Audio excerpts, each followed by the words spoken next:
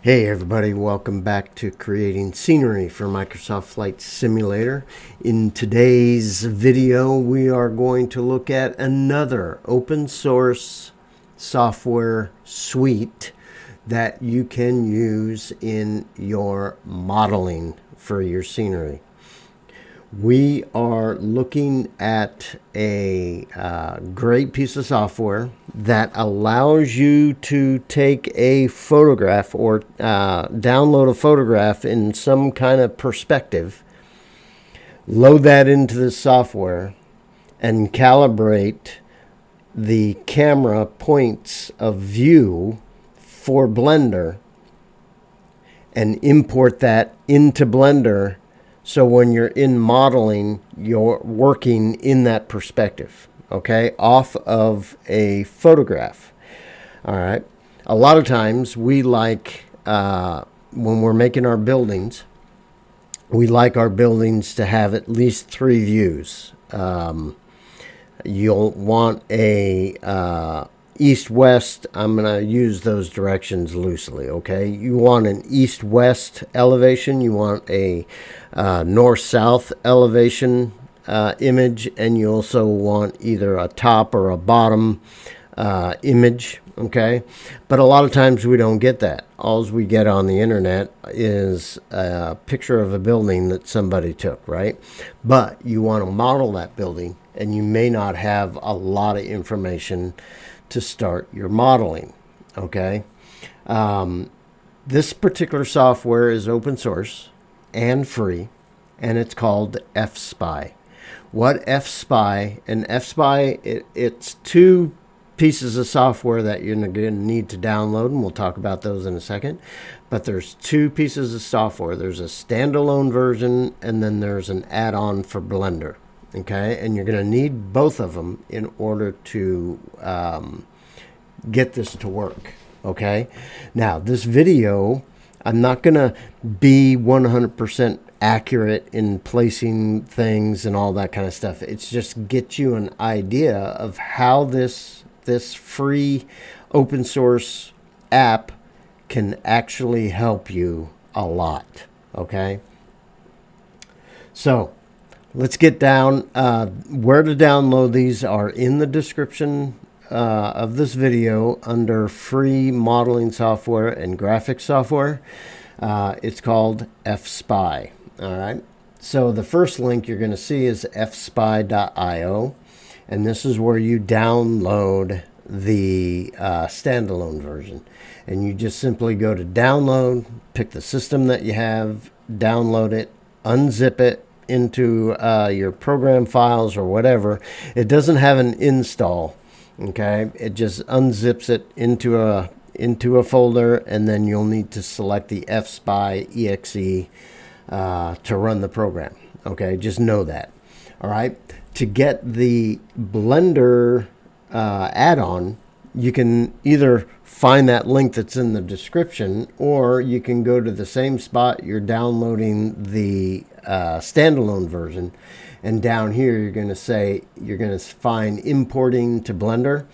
You're going to click that, and it's going to open up the GitHub page for the add-on. Then you're going to go to the latest. You'll see when you first click that, you'll have a where it shows you a button where the latest is, and it'll take you to this page. And you're simply going to download the fSpy Blender zip file. When you have that zip file downloaded, move it to some place other than the add-ons directory in Blender. Just put it in some space and leave that zip there, and then you're going to use Blender to enable the add-on, and I'll show you that when we get into Blender. All right, so there's 2 pieces of software, the standalone version and then the importer add-on that goes into Blender. All right, so let's minimize and let's get started on. I'm going to try to do this as well as I can, but we'll see how that goes.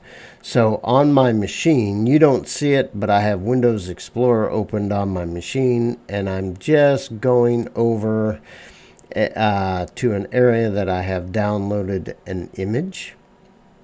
And I am going to try to pick that, and I'm going to simply left drag and drop that into fSpy when you have fSpy started. Okay, so what you see on the screen is just an image of this Huron County Courthouse that I've downloaded. Now I'm modeling this already, but just showing you fSpy. So we have this picture of this building in some kind of perspective. So what we're going to do with fSpy is we are going to map the X, the Y, and the Z axis and create a camera profile that we're going to import into Blender so we can start modeling this building using this reference image. Okay, so you're going to see right off the bat, you're going to see some sets of lines. You're going to see some red lines, you're going to see some green lines, and you're going to see this gizmo. Okay, notice that we don't have a set of blue lines for the Z. We'll get to that here in a second. Over on the left side, you're going to have number of vanishing points, and you're going to have vanishing point axes. Here's the X, here's the Y, green is Y. And then you have reference distance. We'll talk about that in a second. And we'll talk about the principal points also in a few seconds, minutes, or whatever it takes. All right. So now the first step is that you are going to want to move your origin, this point right here, this gizmo. You're going to want to move this origin to a place in the photo where the X, the Y, and the Z axis come together. Okay, the best place that you can find. All right, now what I'm going to do for now is I'm going to use this corner of the building and where the tops of these windows come together. So I'm going to kind of move it here. I may not be exact. Actually, a better place to start would actually be right here underneath this freeze work. And if you want, and as you're placing that point, if you hold your shift, you'll get a zoom in of where that cursor is. All right, so I'm going to find that spot right here. I want to get right below this freeze, right on the corner of the building. I can tell the corner of the building's right here. It may not be perfect, but it's going to be close enough for this video. And then I just simply release both the shift and my mouse button, and that's where that origin point is. Okay, more on the origin point here in a second. All right, now we want to move these perspective lines, these reference lines along the axis of the building. All right, now I have measured this building, and that's what you're going to need to do is go into Google Earth, find the X or Y axis, whatever you're going to use as a reference measurement, and get that measurement from Google Earth or a known measurement that you might have for your particular building. It doesn't have to be from Google Earth, but as long as you know the distance. Now I know the distance from this corner of the building to this corner of the building is 38 meters. Okay, so what I'm going to do is I'm going to take the first node of the X and I'm going to move this to this corner. Again, hit shift to get a zoom in of that. And I know that that corner sits right about here. I may not be perfect. Okay, if I was really doing this for a project, I would get a better photo and all that kind of stuff. Now I'm going to take the other node of that same line and I'm going to move it to where it is on the building down here. So here I've just mapped the X axis along that building. Now we have a second line. They're both tagged with a number 1, meaning they go together. All right. The best practice for moving the second line is that the distance between these lines, the further apart they are, the more accurate it's going to vanish to the point for reference. Okay, but this particular image isn't all that great because this building is built on a hill, so this corner of the building is on ground level. but this corner of the building is actually downhill from us. All right. So you want to find a line that you can really tell, but at the same time be the same, maximizing the distance between these two lines. Does that make sense? I hope it does. Anyway, we'll pick one of these rows of blocks, these limestone blocks that I can see here and I can see at the other end. All right, so I'm going to take this first node, and we know that we have a block that is at the bottom of the window, and then we have one up here, but this corner is hidden by a tree. So I'm going to come up, I'm going to go up 1, 2, and I think I can see that over here. So I'm going to hit the shift and see if this is going to work. So I find this point right here on the corner of the building, and I'm looking probably 1, 2, 3, 4 lines up. So I'm going to come over here, and above the window, here's the one that's above the window, 2, 3, 4. So that's going to be this line right here. Okay, so these lines are in perspective and they vanish to a particular point. It may not be exact for this video, okay? I'm trying to get it as close, give you the idea. But these two lines should represent two lines that will converge somewhere off of the screen. But their starting point is at the same perspective. Does that make sense? I hope so. Now, that's the X. All right. Now we need to do the same thing with the Y. So I'm going to take this line of this node at the top of the Y, and I'm going to go to the bottom of that cornice on this end of the building.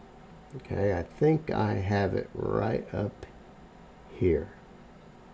Like I said, I may not get this exact for this video. And then we're going to take this line and we're going to match that with the same point that we have that other X, and we're going to mark that right here. Okay, and then we're going to take the bottom line for number 2, or the Y-axis. Remember, it's the same kind of a rule that you have for the X. The maximize the distance between those lines, the better it's going to represent that vanishing point. Now, I may not get it exact because some of this is hidden by trees. That's why a good photo is really useful. So I'm going to take this node and I'm going to slide it to this edge over here, and I'm going to try to find a straight line that I can match straight across to get this corner as well. So we are going to try to go to the top of this frieze work, this cornice work right here, but down on this end. So here's the cornice and here's the top, and I believe it's going to be about right here. Okay, and then I'm going to take this starting point and I'm going to go right to the top of that corner of the building, and I'm going to release it. So now we have two vanishing points. We have one off to the left and one off to the right for our X-axis and our Y-axis. All right. So far, so good. All right. Now, next step is we need to add in our third dimension, our Z-axis. So you're going to come over here to principal point, and you're going to select it's from the third vanishing point. All right, and that adds in two little blue lines with a number 3, and that is the Z-axis. So we're going to take this line, we're going to take this node right here, and we're going to move it to this edge of this wall here, because this represents our Z-axis over here on the left side. And now I'm going to take this node and I'm going to hold down the shift so I can zoom in and align it with this edge of the building. Okay, we're going to do the same thing with this Z-axis over here. So I'm going to grab this node and I'm going to drag it down, hit the shift key so I can get a zoom in, and then I'm going to select this other point and do the same thing and follow that up that wall. So these two blue lines represent the lines that go in the Z direction, and they converge to a point off of the screen way up high, right? They'll converge together eventually. So now we have enough information that we can tell fSpy a little bit more information. Okay, so here is our point of reference, our origin.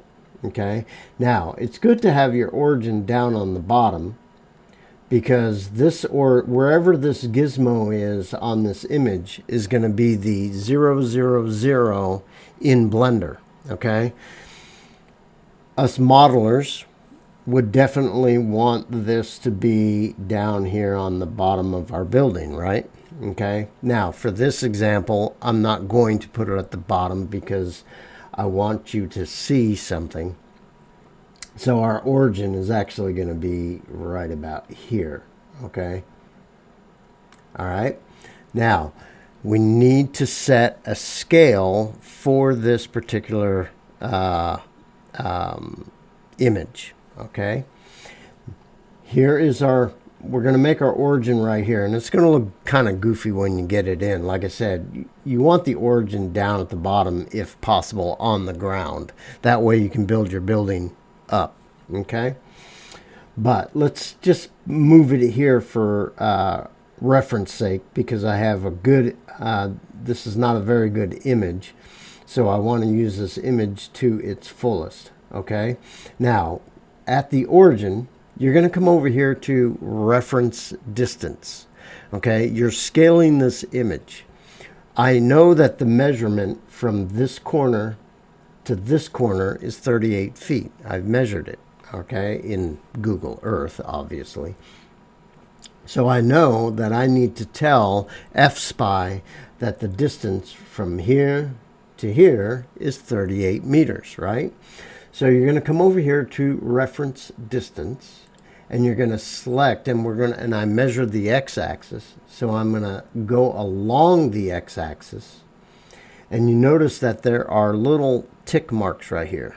All right, so you need to move these ticks to the distance that's being referenced, this distance right here. So I'm going to take this left tick, and I'm going to slide it over to the origin as close as I can get it, and you can hit the shift key to zoom in if you want and get it right on that corner. And then you're going to do the same thing with the right tick. You're going to move that down to the end of the building so you can get to the end of that wall just like that. And this is our reference distance, but now we need to tell it what that distance is. So underneath, you'll see by default it's going to say 4 meters. All right, you're just simply going to replace the 4 with a 38 and hit enter. So now that reference distance is 38 meters. Sorry about that. I had to pause and do some coughing and stuff. Sorry. All right, so we have our reference distance, 38 meters. Now it's time to get this ready for Blender. All right, so you are simply going to do Control S. Sorry, you're going to do Control S.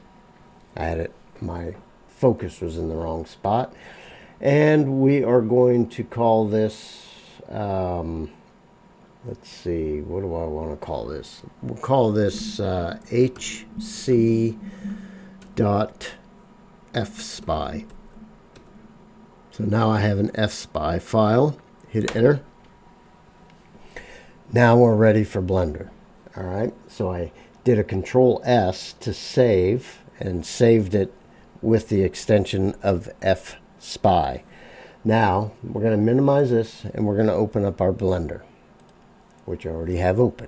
Okay, now you're going to get the add-on, you're going to go to Edit, Preferences, and you're going to install. Click it, install, and migrate over to where you have that fSpy Blender zip file, and you're going to select that file, hit enter, and then you'll be able to enable the fSpy importer. Okay, you guys should know how to do add-ons by now. All right, so I have the fSpy. If you want to verify that fSpy is there, just type in fSpy and you'll see import, export, import fSpy project. Okay, and have that check marked. Having that check mark, you can simply go to File, Import, and down at the bottom you're going to see the fSpy.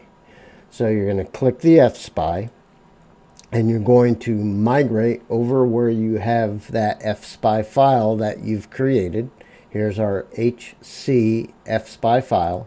You're going to select that, and you can update existing export if any, or you can also import the background image, and I would recommend you doing that. So hit import, and now you get the image into Blender, and the camera is oriented based on the settings that you put in fSpy.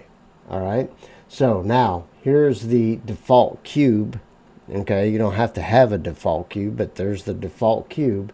And remember how I was telling you about where the origin point is in that fSpy? Notice that part of my building is below the origin and part of my building is above the origin. Okay, so if your origin point was placed at the bottom, your building would look like it's sitting on the ground. Okay, now for this example I didn't do that. Now with this default cube, I can simply go tab into edit mode. I can select these nodes G, Z, and slide those down to the bottom. Notice, if you notice that as you move this stuff, it's moving it in the perspective of the fSpy perspective. All right, so we're going to move this down to the bottom of our building as close as we can. Like I said, I'm not doing this perfect. This is just for the video. All right, now I'm going to turn on X-ray here, and I'm going to select the top, and then I'm going to GZ those up. GZ, and I'm going to move those maybe to the bottom of the cornices, just like that. Okay, and then let's go X-ray, and let's select these vertices on this wall and GX, and notice how they change, they slide along the perspective, and then I can take that down to the end of the building, and then I can take these. Now I'm just doing let me turn keycast on here for you, screencast. I'm just using basic Blender functions and moving things, okay, just like you would any other modeling. Okay, I've selected these, and I'm going to G, Y, and they're going to slide, and that perspective is going to stay the same. Okay, now I'm going to show you something that you're going to find off really bad. As soon as you hit the middle mouse button and change your perspective like this, your photo and the perspective of that drawing or that photo goes away, right? To get back to where you were, just simply hit the 0 on your number pad, and it takes you right back to your original view. Okay, now some of these I'm middle mouse button and shifting just so I get a better view. Okay, now see this part of the building, they kind of jut out, or this part of the building juts in. Okay, but you can simply do a control loop just like you would normally do, and then slide this down to maybe, let's do one of these posts here. So if I click that there, I did a loop cut that follows this window right here. All right, I might need another loop cut for that window, so I'm going to do a Control R, and I'm going to loop cut, and I'm going to drag this down to this area right here. Okay, and if we look at our building, it makes that cut where those windows might be. Okay, and again, 0 on the numpad returns you to your default location. So you can easily loop cut and cut in your windows based on this perspective. So if I click here, now I'm not getting it perfect, but you guys get the picture. And I'm going to put another loop cut and get this window here. Okay, now if I do this like that, you can simply cut in your windows or whatever. Okay, it's going to take a little bit of time to get used to this kind of environment, but this will help you in your modeling for sure. Okay, let me get perspective. Let me turn off X-ray. Actually, I kind of want that translucent. Okay, hit my 0 on my keypad here. Now let's try to move this front porch out. All right. Now this wall right here, this wall, that's right, turn off X-ray. This face is actually even with the part of our window, part of our building that's back here, not this face right here. This face sets out from the building, right? Okay, so what we want to do is we want to simply do a loop cut on this axis, and we want to move that to about right here, right? Okay, and then we can make our other loop cut on the other side. Now, is this going to be perfect? No, it's not. Okay, and then I can select my face, and then I can extrude that, but it's extruding it along that perspective that we mapped out in our fSpy. Okay, so fSpy is extremely powerful. I mean, it's such a great tool. I can give you an example of what this is primarily used for, or a lot that's used for, is archaeological architecture, where you have ruins of buildings and only a portion of the building is still standing. Okay, a lot of the archaeological architects or designers will use fSpy and have a picture of the ruins, and they'll set the perspective up, bring it into Blender, and they'll try to reconstruct those ruins on hopefully what they looked like before they became ruins, if that makes sense. All right. So if you really want to play with this, I really recommend getting fSpy. It's, like I said, it's free.